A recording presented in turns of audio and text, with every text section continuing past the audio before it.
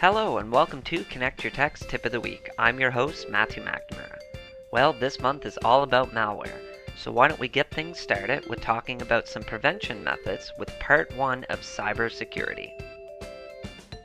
So one of the most important ways to protect yourself is to keep your system updated. Updates contain patches and fixes of what's called vulnerabilities. These are holes in the security that hackers and others are looking to exploit. So if you're not up to date, you're asking for trouble. On a Mac, you just click on the Apple icon and then click on Software Update. It will launch the App Store and tell you of any pending updates. And if they are there, run them. On Windows 7 or Vista, you just click on the Start button, click All Programs, and then click Windows Updates. Then go ahead and click on Check for Updates.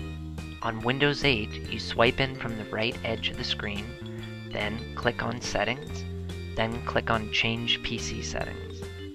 Click Update and Recovery, and then click on Windows Update. Finally, click Check Now.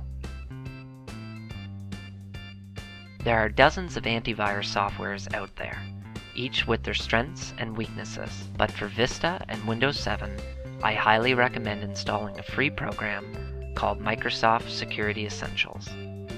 You can get it from this website. And in Windows 8, it's already built into the Windows Defender app. The Mac side is a little more limited, but I would recommend using either ESET Antivirus or I use Bitdefender, which can actually be found directly in the Apple App Store. With the free version, you have to manually do the scans. Regardless of what you use, it's recommended to run a scan at least once a week. When creating a password, it's best to have at least 8 characters, and then use a combination of upper and lowercase letters, numbers, and special symbols. If you're unsure, Microsoft has a free password checker found at this website. In addition to having a good password, it is highly recommended using two-step verification, which I talked about in a previous episode, and it's available for most major systems. Well, that's all the time we have for this week. Join us next week for part 2. Thanks for listening, and this has been your Tech Tip of the Week.